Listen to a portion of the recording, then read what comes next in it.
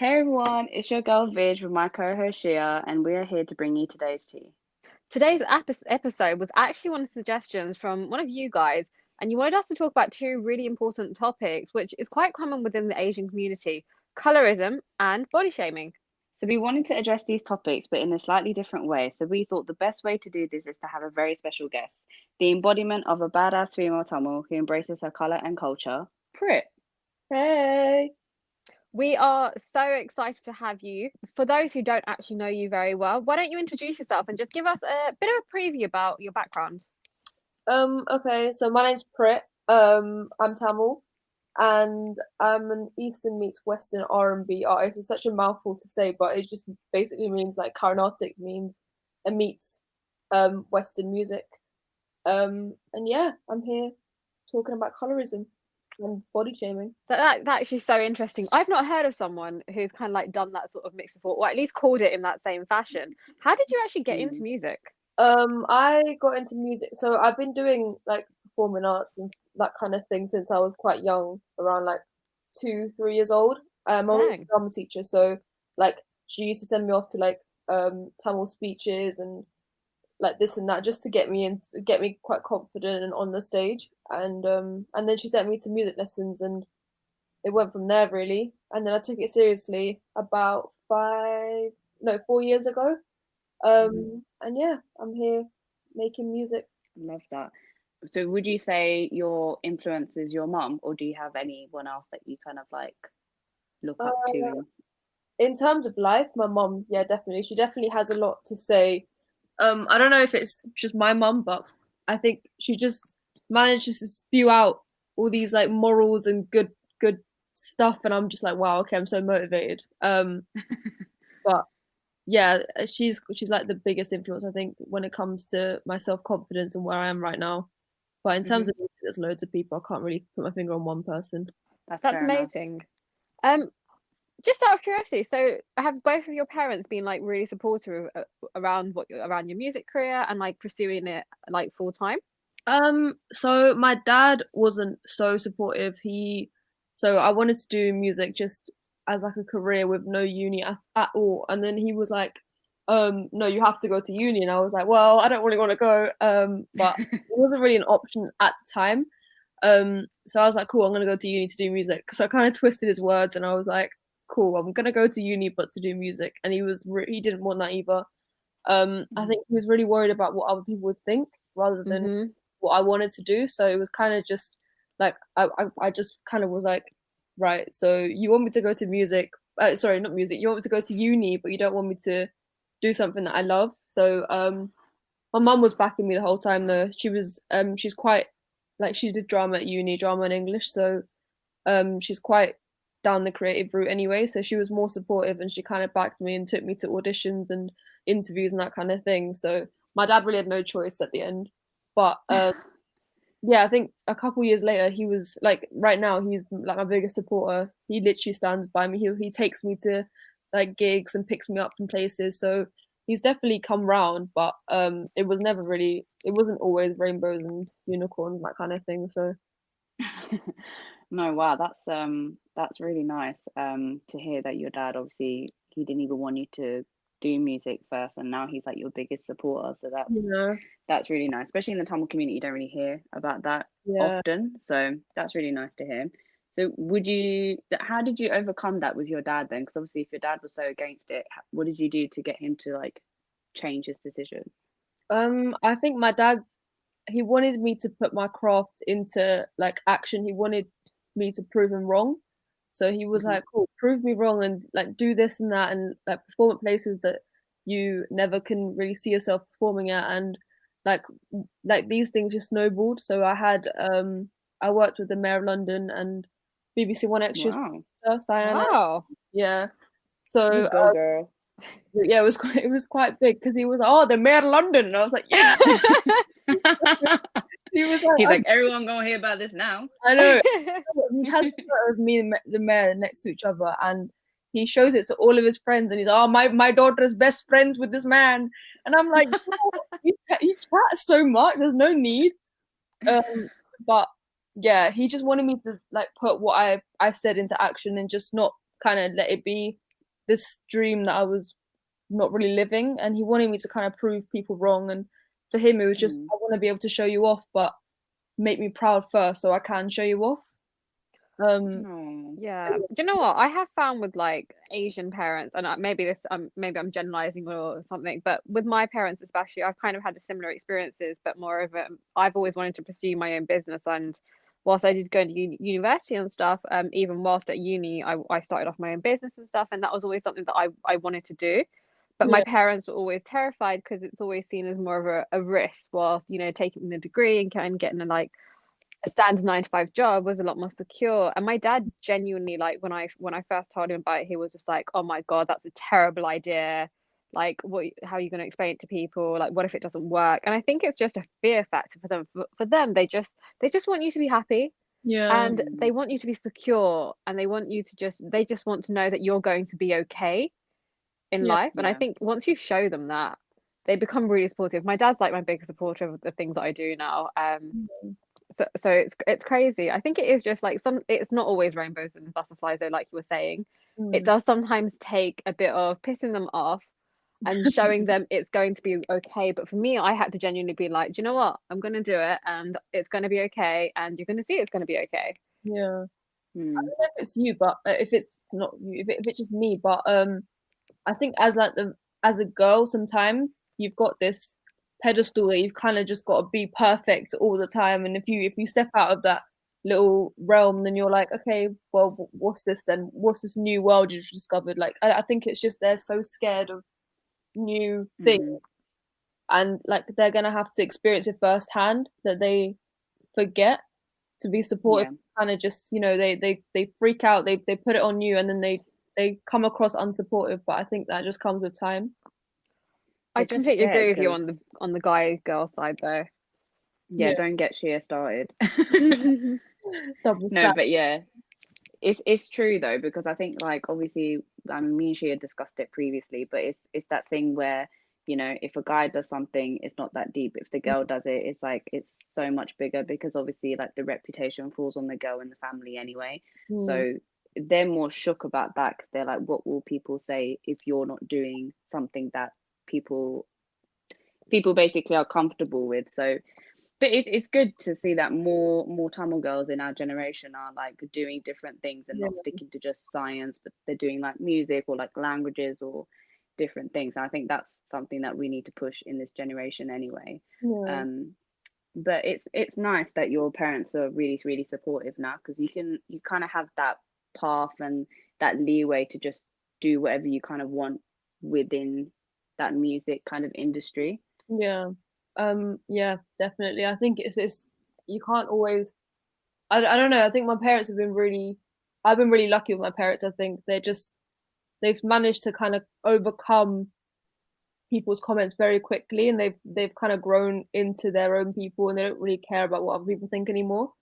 And that's Mm. massive in our community. Like I've the amount of aunties I've met where they're just like, oh yeah, your daughter did music, how's she doing now? And then my mum's like, mind your business, it's got nothing to do with you. Like, why do you always have to ask these questions?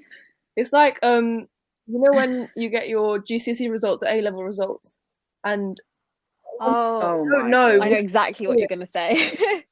the answer, don't know that be down the phone like, oh, what did you also get? And it's like, who are you? I don't know who you are. Yeah. But it's just one of those situations. Oh God. Yeah, do you know what? When I got my That's results, I so was so true. surprised to find out like the aunties down the road who I didn't even know knew my results, and I was like, but how? Yeah.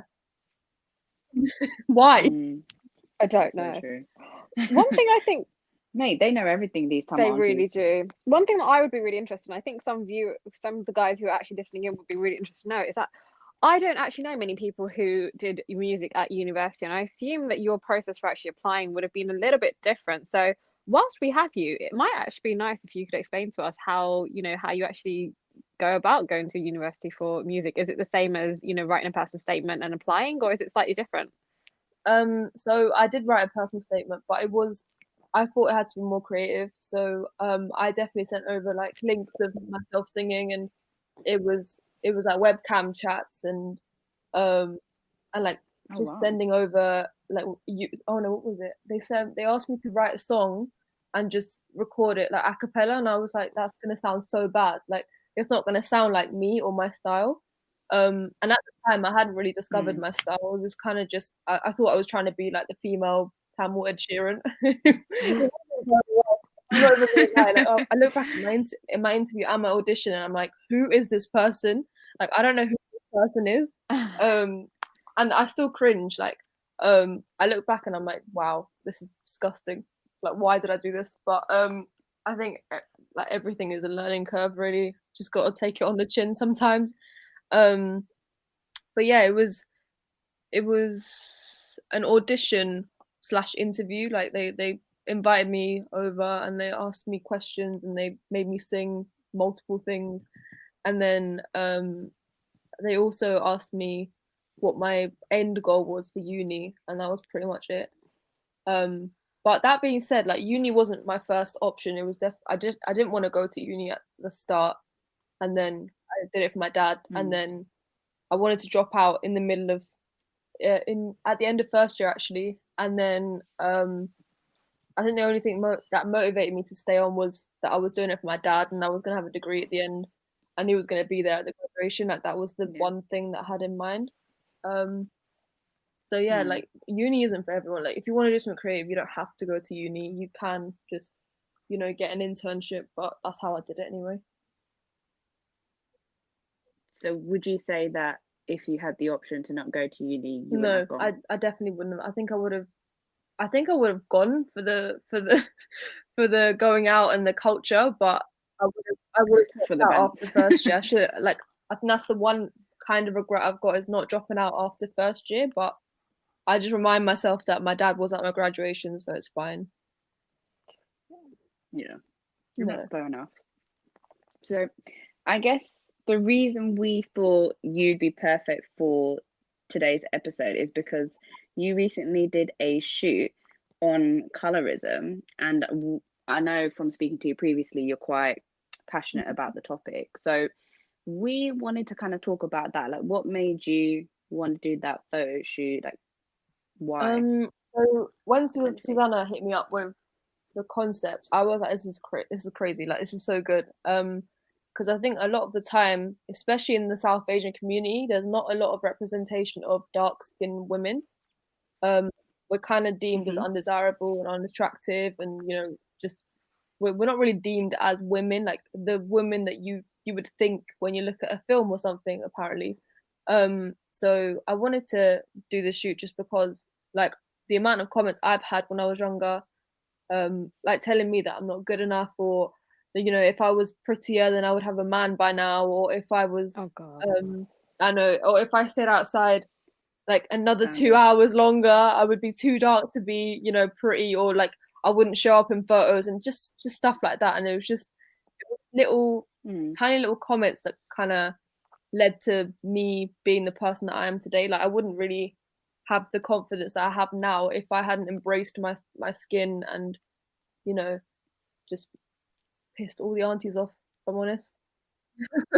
You go, gal. And for those of yeah, you go indeed. For those of you who don't know the photo shoot that we're referring to, Prick, just give a little bit of a brief kind of Yeah, so Susanna is a overview. photographer. I don't know if everyone knows her, but she's quite big like in the South Asian community, and she is amazing. And she came up with this concept just to address colorism, and she picked 3 dark skin models. And yeah, we went to Margate Beach, and there were so many seagulls. It was a joke. But yeah, we shot amongst seagulls and seaweed. Yeah. Wow. Was it on one of the really hot days? I can't remember. No, it wasn't. It was all right. It was like a normal summer day. No, if it wasn't one of those really hot days, I Okay, wouldn't so have you got gone. I lucky. can't. It's too much. I was gonna say summer and Nasari is a I no wanted go. to take it off, to be fair. As soon as we got there, I was like, oh, just 2 more hours. Counting down the minutes, but That's hilarious. So I guess obviously speaking about colorism, and you touched on it briefly about what aunties have said to you in the past. Is there kind of anything that stands out to you that you've experienced in regards to colorism? I think it's just, you know, being like, I remember I went to an all girls school and there were loads of Asians and like mainly Tamils and um yeah, mainly Tamils, and like we were all comparing each other's skin tone at some point, like during the summer. It would be like, oh no, who's the fairest? And it wasn't really like a competition, it was just like a natural instinct, like just compare each other's Yeah. skin tones for some reason.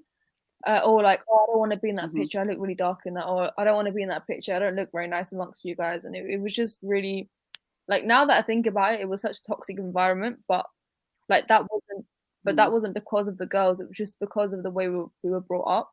Just to, like, Yeah. we were told that we were ugly and we weren't desirable and our skin tones weren't nice. That's what it was, and that led to us kind of putting each other down. So I think that really stuck out with me a lot, actually. It's Um, so interesting because I had a very different school experience to you because I went to a very white dominated um, school. So I was like one of the only brown kids there. And I always mm, found it really weird. High Same. five. I always found it really weird that like when I was in like a brown, like amongst brown people, they were always like in the shade, trying to stop themselves from becoming darker. You've got this whole connotation of how you don't want to become darker, stay away from the sun, that whole thing. And then I stepped into school and I had everyone there being like, "We need to go sunbathing. I need to get tanner." And everyone in my like class used to always be like, "I'm trying to get to your color," and it was their aspiration to become as dark as I was. And whilst I had all the Asians trying to become as fair as they possibly could, and I was always in this like very two completely different worlds, growing up mm, really confused by why Mm. no one was okay with just being who they were. yeah. It's Yeah. such a weird, like, I think your teenage years are so weird. Like, you're trying to love yourself, but you're also Mm. trying to fit in, and like it's such a weird environment. I just know that I only started loving my skin when I started hanging out with like black girls. They were so like they still had the same kind of insecurities that we have, but they were so like in love with Mm. their melanin, and they were just like, cool, okay, this is what I look like, I'm just gonna have to deal with it. And like they taught me how to love my skin more than anyone really. Yeah. I can't even like agree with you anymore. Like literally all my friends are black, and I think going to a white school, like predominantly white school, it was like I was the only Asian girl in my year for 5 years, but I had all my black friends and I related with them because we were the only colored Yeah. people in the school and in the year. And they're just so like, yeah, like black is my power, and they just really, really embrace their skin color. And I think even when I was going through a bit of an identity crisis, because I think a lot of Tamils go through that when they're growing up. They're like, "Oh, I don't want to be Tamil," Mm. kind of thing. And like they fully, fully helped that because like they helped me embrace my skin color for sure. So I think, yeah, like you said, like I only started loving my skin probably secondary school days, like towards year Mm. 11, I think, and they made me feel really, really confident about myself. So shout out to my black girls. It Whoop, whoop. it is really hard though, because the whole colorism thing is something that you have to unlearn at an older age because it's Mm, so ingrained within our culture. Like I used to remember like within my family, like you'd go to like a holiday or something, you come back slightly tanned, and everyone was just like, "Oh no, you've got darker." And it was such a disappointing kind of attitude to like get darker. It's yeah. so it's so disheartening when you try to, or like when you want to tan, or when you want to just sit in the sun in peace. You can't do that without that niggling thought in the back of your mind, like, I'm gonna get too dark and people are gonna say this and that and this. It doesn't help growing up with Fair and Lovely No. being in the house and being told you need to wear that all the Dear time. God. I thought how I wasn't told to wear that, but I used to see loads of adverts on like Tamil TVs and just like, oh, Fair and Lovely this, Fair and Lovely that, or try this soap, it will help you get your skin like lighter, or um put loads of Bronze turmeric in your cream. face mask, and it's like, Oh oh my my God. Oh my god. god. I end up I look That's yellow so after, if cute. anything. I just have like a tinge of yellow instead of looking fairer. So what was the point of that? I just unless Yeah. Oh my god. That just reminds me. I remember I went to school one day and my mom was totally into this turmeric thing because fun fact of the day, people that see me now, I'm dark skinned and I embrace it. But actually, when I was born and up until the age of 7, I was basically like very, very Yeah. white. And I went to Sri Lanka in like 2004 or 5, and I came back, and me and my cousin were really, really fair out of the whole family. And when we came back, we just never got our color back. And so everyone always asks us, and it's like, I remember when you were so fair, you were so white as a baby. Look at you now, look at you now. And I'm like, that's great. And my mom is really, really fair as well, which doesn't help. So she was like, you know what, we need to get you back to your color. Let's put turmeric on you. I was like, okay, cool, whatever. So there was this period where I was wearing it every day before I went to school, and I would wash it Mm. off, right? Obviously, back then I didn't really know face wash and all this jazz, so I would just use soap after to kind of wash it off. And I remember I went to school one day and we were like sitting outside, like walking to our lesson or something, and my black mates were like, did you put something on your face before you came to school? And I was like, what am I supposed to say? I'm not gonna say, oh yeah, I put turmeric on my face. I just was like, no, what are you talking about? And they were like, your face is like a yellow green. I was like, You must have looked green? so They were like, jaundiced. yeah. I looked so weird. And the thing is, even though I looked in the mirror, I never noticed it. And it's only when I got home, I properly stared in the mirror and I thought, oh my God, I look like a mug for the whole day. Didn't even realize. After that, I was like, please, mum, we're never doing this Oh my turmeric God. thing before school. Please not. So embarrassing. But hey ho, it's what you gotta do when you used to That's be fair. insane. And now you're What dark. are your parents like, guys, around the whole colorism thing? Like now? Uh, my The mum same. watches so many like YouTube videos that she's become this like activist for like anti-racism. Like she's just so like anti-colorism. Like she'll just be like, "Don't listen to them, don't do this," and she'll start like swearing and all that. And I'm like, "Whoa, where did this come from?" But it wasn't always like that. I think she's definitely like learned along the way and seen me and my sister's struggles and just um kind of embraced it because my sister's darker than me. Like we're both dark, but she's darker than me. And Mm. yeah, she's always been like, love yourself, believe yourself, like always believe your skin is beautiful, like don't try and change it. And she always used to compare it to Michael Jackson, which is like really bad. Um, but he had vitiligo. That's a really Yeah, good like one, he had actually. vitiligo, but she was like, that doesn't matter, like just embrace your skin. And I'm like, yeah, well, easy for you to say you haven't been through it. That's really nice though that your mom's like evolved and taken those steps, like because it allows. Well, I don't know. Is your sister younger than Yeah, you? she's 3 years younger than me. Okay, so that probably obviously helps you guys to feel more confident in your skin because you've got your mum on your side as Yeah. well. I think it's different in my family because my mum's really fair, but my dad's quite dark. So my dad's always said like when we go on holidays, like don't hide in the shade, like go and enjoy yourself. Like if you get dark, you get dark. Then everyone knows you've been on holiday. Like it's not a big deal. Whereas my mum's the one that's been like, no, no, no, go and hide in the shade. And it's like that constant thing. Do I hide in the shade? Do I stay in the sun? Like what do I do? But like recently, I'm like proper like, no, you know what? I don't care. Like, yep, I want to tan, and I'll go and actively sit in the sun and go and tan. And mom will be like, you're crazy, and I'm like, I just don't Yeah. care anymore. Like, I like being dark. It's And not a bad the thing. thing is, your tan, like, if you're so insecure about it, just remember, like, it doesn't stay forever. Like, Yeah. that's such a big Mm. deal for you. Just that's what I tell mom anyway. I'm like, if I get darker, it's fine. Like, if I get all these tan lines, it's fine. It's gonna go. Like, relax. Well, mine's a permanent tan, so I don't know about that, but And that's also good as well. So, like, it's always nice to look like you've been on holiday. Like, I you know, love yeah, no, tanning. exactly. I think it makes me look golden. I have this yeah, like level of tan that I absolutely like this like skin tone that I absolutely adore, which I once had when I went on holiday and I came back and I felt like I was like this golden goddess every time I looked in the mirror. And my mum thought I was insane because I came back and she was like, "Oh my God, you've got dark." And I was like, "I know." And I was so happy about it. And I think it really confused her the first time. And every time we've had a discussion now, it's genuinely been like a bit of an educational piece where every time she mentions anything about skin tone or darkness, I'm always just like, I know my skin tone is so nice. And she was always baffled by it. But nowadays, before she even like makes a comment, her automatic reaction is just go, I know you love it, so it's fine. And like yeah, it's helped change her Yeah. view so much. yeah.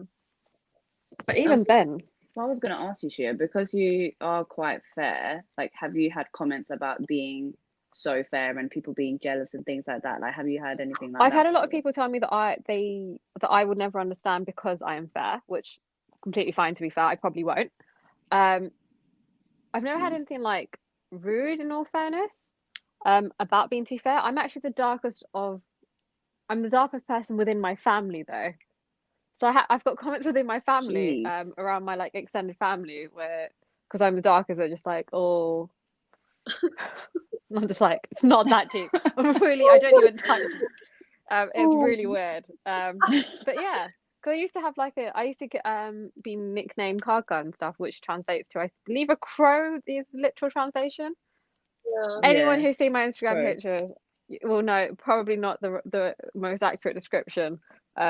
But it is that's what I mean by, like, as a child, you're kind of like, you're mocked for these tiny things, and it's these tiny comments which people think are kind of like insignificant, or just like passing remarks, or they think they're trying to help you by giving you helpful comments like stay out the sun and stuff. But I'm that girl who, my family walk in the shade and I walk on the opposite side of the road because I want to walk in the sun, Yeah. because I get cold as well. So I like Mm. literally sitting in direct sunlight. If we're sitting in the park, I like sitting like outside of the tree shades. Yeah. That's so Mm. good. That's No, insane. my dad's That's so definitely on funny the though. dark, like he's really dark. And he loves the sun. He'll happily just sit in there. He's so like numb to anyone saying anything offensive about his skin tone that he just lives his best life and doesn't really care what anyone says. And I think that's definitely like resonated Mm. onto me and my siblings. We're definitely like a lot, like there's still a bit of insecurity here and there, but that just comes with the culture sometimes. You're in like two different Yeah. worlds. You're trying to love your skin, but you're also trying to make yourself look better, and it's such a weird mindset. It really is. It's hard as well because you're obviously trying to like embrace your skin and battle all the aunties and uncles like talking about your skin color within the society, but then obviously like London as well, like getting it from like non-Tamils and stuff as Yeah. well, like it just has extra ag and you're just like, just let me embrace my skin color. Why is it coming from all different Why does it angles? bother you what I look like? That's what for Yeah. me. Like, why do I have to look a certain way for you? Like, I don't even know who you are, and it's always strange. Mm. Just like I've got something to say about your skin or the way you look, and it's just like I don't even know who you are. Back off. Yeah, like, why does it bother you so much? Calm down. But it is what it is. But I guess another topic that ties in quite nicely with colorism is body shaming, because you know a lot of the aunties and uncles, it starts off with your skin color and then it goes towards your body. You've either eaten too much or you've lost too much weight, and then you know you've got to find that neutral balance where you just in the middle, and then apparently that's where you look nice because you can't be anything other Yeah. than that. Have you guys experienced that ever? I have. I remember. So I used to live in Denmark. I was born in Denmark, and then we moved to London, and we had like some family relatives come over from Denmark, and they were like, "Oh, you're not the same as you were when you're younger. You've put on weight." And I was like, "The last time you saw me was when I was like 8." And I was like, so how is that meant to like? I've grown upwards and sideways. Like, leave me alone. Like, what's it got to do with you? And they were like, "Oh no, you've eaten too much. Like, you live in London. You're a pretty girl. You should eat less so you can be skinny and you can maybe model one day." And I'm like, "What?" What? Sorry. Yeah. Wow. Sorry. No. That genuinely, like, I was sitting there being like, what? Yeah, I know. And it's like, how do you? Why do I want to model? First of all, like, obviously, it's a bit weird now, but like when I think back, I'm like, wow, wow, I really let these aunties walk all over me. Like when it's like, especially when when you're in a family environment, you've got this urge to fight back or talk back, but you're like, no, okay, relax. Mm. It's not gonna look. I get the complete opposite. I get told I'm far too skinny. So I've been called like a stick, and I do think that Asian like people are just really harsh. I've genuinely had people ask my parents if they feed me or Um, if they don't feed me or Oh gosh. something, and I'm just like, what? It's just like, I find it really difficult to put on weight, and my parents get really upset by it because of what other people say. because it makes them feel like they're Mm. bad parents because they feel as though they're not looking after me because I've become this scrawny little thing that just walks around like and like I've had people tell my parents that like it literally just looks like clothes on a hanger and like really really rude comments and like yeah, so I've had like the complete opposite and I just don't think I believe that you can never people will never be happy however Mm, you look because my yeah. brother Mm. used to be on like the like he was a lot more chubbier a couple of years ago. So he lost a Yeah. ton of weight and now he's too skinny. And I'm just like, you just can't make people happy, Oh, regardless of which way you go. yeah. I think Mm. I can it's as totally bad relate. as fat shaming. I think it's just like both my sisters are a lot skinnier than I am, and like when we're Mhm. stood together, I was like, "Oh, you two are sticks in comparison to your sister." But then if it's me, it's like you're too fat in comparison to your sisters, and I'm like, Oh my God. "I What do you want? Can't win. actually can't win." And we're just like, "Okay, well, thank you for coming over. Get out." But you know what? You know what's even more annoying is the same people that are atting us for our weight, yeah, they're not even in good shape themselves. Usually they're quite on the rounder side, and then they're like, "Look at you, you need to lose weight." I'm like, "Babes, have you looked at yourself? Why are you coming for me? Sort yourself out first, and then come for me."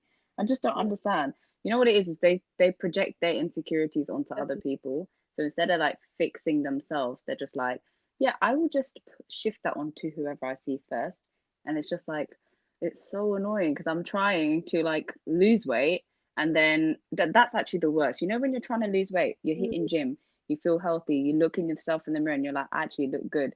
And then you rock up to a party and the auntie goes, "Oh, you're still quite fat, you know." And I'm like, "Bro, do you know how much work I've put in to get this body and you're coming and telling me that I'm yeah. still fat?" Like, oh Well, I my think God. Talk I just about don't know just why any of this is a relevant conversation in social situations. Like, I don't know why my weight, my color, or any of mm, it is a relevant topic of discussion to anyone's lives. no, no, I saw this tweet and it was like mm, this. It was a line, and it was saying how like on the line only a fraction of is what you know about someone, and the rest is what they're going through. And they're Yeah. actually mm, all this like colorism and body shaming and everything that people go through. Like you don't really see what is going on under the surface. You just see what's on social media, or you just see what you see in person. But that person might be going through like the worst time of their life, and you're just judging them from the way they look or the way they eat, and it just really gets on my nerves. So I just sit there and I'm like, okay, just breathe and just let it happen, let them come at you for a bit. It's But so true because I mm, I lose weight like instantly when I get stressed out. It doesn't matter how much I eat, I just drop kilos whenever I'm stressed. And I know a lot of yeah, people have the opposite where they eat a lot and then they actually put on weight. It just depends on body type, can't obviously. wait. yeah, Yeah. But like you, exactly what you said, you don't know what someone's going through, but you'll make a comment on like them either getting too skinny or too fat or whatever it is, and you haven't even thought about why. And they could be really struggling and you've just gone and made it worse. yeah, exactly. One comment, It that's actually all it does takes. do. Like you One try and be comment. positive, but that one negative comment does get to you, and you don't know how to cope with it except get upset over it, and it's annoying. It really gets on my nerves. Really. Tell me about it. But you know what's even worse? Like sometimes, like it's almost like we're so used to it. Like I expect it from aunties and uncles when I see them. I think for me, when I get it from someone from our generation, is when I'm like, no, that is not right. You need to fix yourself because like you cannot be trying to bring that into this generation. Like that's something that needs to stay in the older generation. Like you need to be more modern and westernized because this ain't right. Especially Like in you like cannot be saying stuff like society, that. like live in like Mm, big England, like you can't be so polarizing. Like, big you big haven't England. just fled your homeland. You haven't just come from there. Like you've grown up here. You've been around different people. Like you have to Mm, kind of accustom to that lifestyle. Yeah. I think it's quite interesting because one of the things that's changed it for me was actually learning about the history of colorism and like where body shaming and everything and where it comes from. So like it's not just your parents and your parents' parents. This goes all the way back to like pre-colonialism about why we think that black and fairer colors are like what contributes to it. So I believe like pre-colonialism, the reason like fairer people were slightly favored was because if you were someone who were wealthier you more likely or not, you spent your time at home away from the sun, so your skin was naturally fairer because of it. If you were on the if your family was poorer and you worked on the farms or outdoors doing like labor work, you were constantly in the sun, and your skin therefore was darker. So your color of your skin was more of a representation of the wealth that you had, and you therefore favored the wealthier, and therefore fairism or fairer skin became associated with wealth, and with the desirability of becoming wealthy, you then desired being fairer. And that's kind of like where it started, and then kind of as went along, for somehow with media influences and stuff, it just became fair, became beautiful, without any of the background information behind it. Damn. And with the whole body shaming stuff, it was the same thing. If you worked outside, you're more likely to be skinnier. If you were inside, you're more likely to be chubbier because you just sat and ate. So chubbier women who were fairer were considered more desirable, and skinnier, darker wit females were again associated to be less wealthy and less desirable. And that's essentially where it stemmed from. And it's completely irrelevant in day and age that we live in right now, especially within England. We barely have any sun. That's true. Oh, wow. That's mad. That's a little history lesson for y'all. Wow. I'm not a history teacher, I by had the way, no so don't quote me on idea. this and write in your essays. But like from all the reading that I have done, that is essentially why. That makes sense. Like, when you look That's back at mad. all these stories, and they just, oh wow. I'm just, But then the question that I have, if that's how it was like in history and fairer people plus chubbier people were desired, when did it start being that chubbier people are no longer desirable? But I mean, now it is a little bit because there's now like plus size models coming out and people are being like, yeah, that's really nice and curvy is the best way to go. But when did that I think change? that was Like the middle part. Western That's where I'm a bit influence.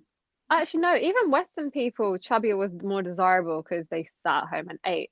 So I mm. actually don't know where, at whatever that came in. Any history teachers, DM us, and let us know.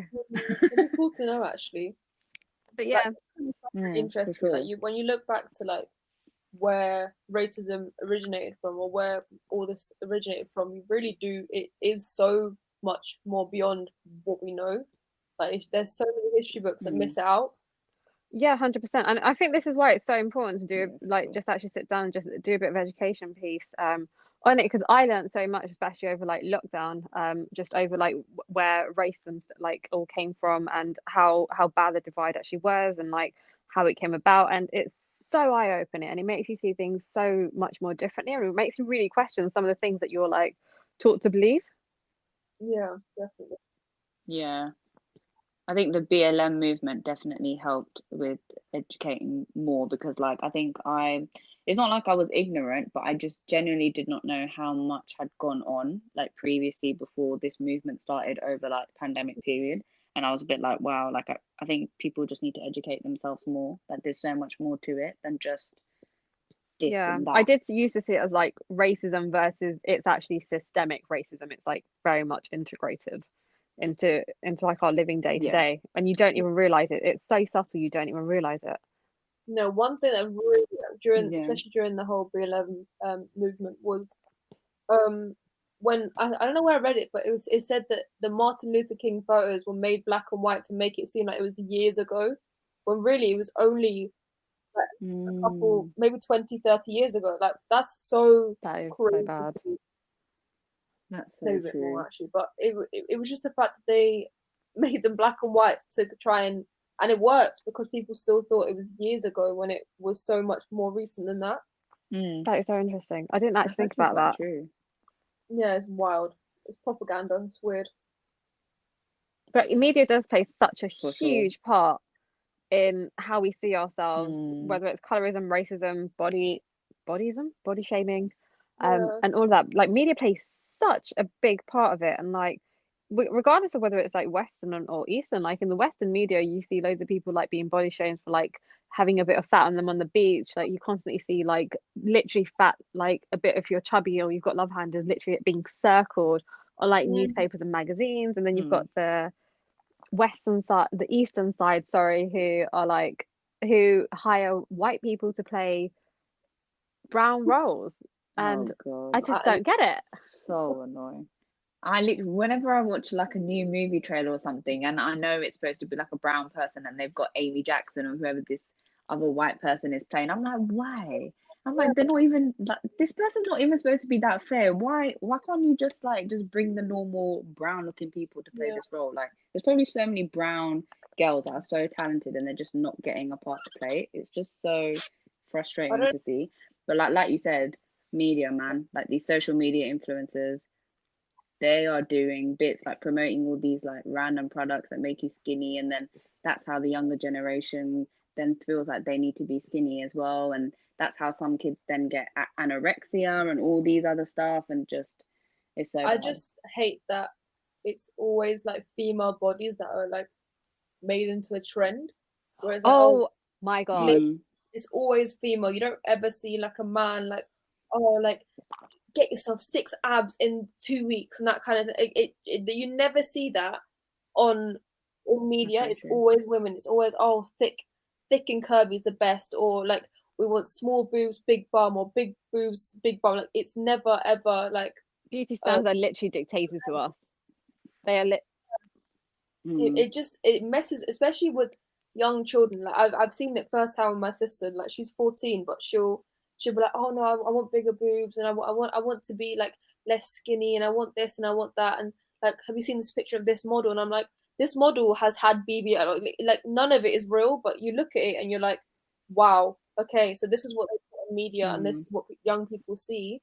There's nothing wrong with like cosmetic surgery. Like do what you've got to do, but when media are constantly pointing this out and like showing it everywhere, there's young influencers who genuinely take this seriously, and they try to become that look, and it really affects them psychologically.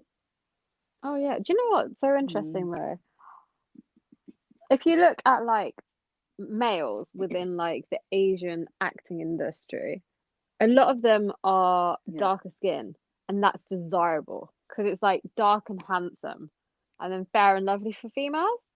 Yeah. And it's so Yeah. strange how like being like dark is like so glorified in within males, and then Yeah. yeah, it's so weird. Yeah. No, I actually, a friend of mine, she showed it on her Instagram. She was talking about a Nine film, Hmm. and I can't remember which one it was. Mm. To be fair, all the films become one for me. I don't know what it is. Um, the Nine film where she blackface basically, and I heard about this, but I haven't yeah, seen and it. in the interview, the director was like, no, he was questioned as to why he didn't just use a different, like a darker skinned female, and he was like, oh, Nine Dara, Yeah. you can't replace Nine Dara, and people were like, what? Like it's a film. Like you do it for every other film. You do it with every other like male actor. You can do the same with a female. Like it's not that deep, and especially with like Tamil films, they aren't like always accurate. So I was watching this Yeah. interview, like my mouth was open the whole time. I was just like, I'm so shocked. Like he was just like, yeah, like she's so big that we can't replace her. We can't just put any actress in, especially like a darker skinned model. It just makes sense to put it just makes sense to put some dark makeup on her and just make it happen. And it like in India, it's just so normal. It's so normalized. They're just like, okay, cool, that's fine then. But we they look at it from a Western perspective, and we're just like, what is going on here? it's What is this? yeah, It's it's so so true. messed up though because I do believe that like makeup artists and photographers and all those people have an important role to play within colorism, where if you're a makeup artist and you're making your Hmm. model look darker or lighter than they actually are, you are adding to this idea that the color of the skin that they have isn't good enough, and that is a part of someone's self-esteem and ego. And same with photographers, if you're making someone's skin darker or lighter, you're again telling them that their skin tone isn't good enough. And I think that's kind of like a really good place to like start off with, where we should really stop like altering the color of our skin and making people feel like they're not good enough compared to what they actually are. Hmm. But yeah, I think today's episode's been so interesting to kind of like just especially hear your thoughts for it. And I think we should just wrap up here. And I would love it if you kind of gave us like your top tips for someone who is experiencing, who's maybe younger and experiences, you know, colorism, hateful comments about body shaming or anything. Like, what advice would you give to your younger self, really? If I'm on social media and I see anything like that, block it. I think that's a big thing. Don't listen to what aunties have got to say, because they're clearly projecting their insecurities onto you. And it's a journey. Like, loving yourself is a journey, so don't put too much pressure on trying to be this positive person if you don't feel like it. So yeah, just be yourself and accept yourself. Be kind to your body, and yeah, that's about it. Thank you so much, and I 100% agree with everything that you just said. And thank you so, so much for coming on today and doing this with us. That's all right. Thank you for having me and letting me voice my opinions. Of course. Go. If you do want to hear more of Prit and to follow her journey, she does have Instagram. Prit, do you want to tell us, not tell us, but tell everyone what your Instagram is? Yeah, it's underscore Prit Music, PRITT Music. Thank you. And thank you everyone for listening today, and for everyone who's actually sending us in your suggestions about what the topics that we should be discussing. We absolutely love it. So please do keep them coming along. Our email address is openbookvs@gmail.co.uk. So email us. It's .com, I swear. It is. This is why you don't let me do the outro here. So yeah, it's openbooksvs@gmail.com. Gosh, guys, that really took a while to get there. Or you can DM us, which is slightly easier. So, Viz, do you want to give your Instagram? Yep, it's VIJVLOGS. And mine is Shia Ventures. That's SHIAAVENTURES. God, that sounds like a mouthful. But yeah, thanks everyone for listening today, and thank you again for coming on today. Thank you. Cheers. Thanks, guys. And don't forget to hashtag OpenBookVS so we can see what you guys are talking about. And if you have any suggestions for future topics or future special guests, then let us know. Bye, guys. But peace out. Bye. Bye.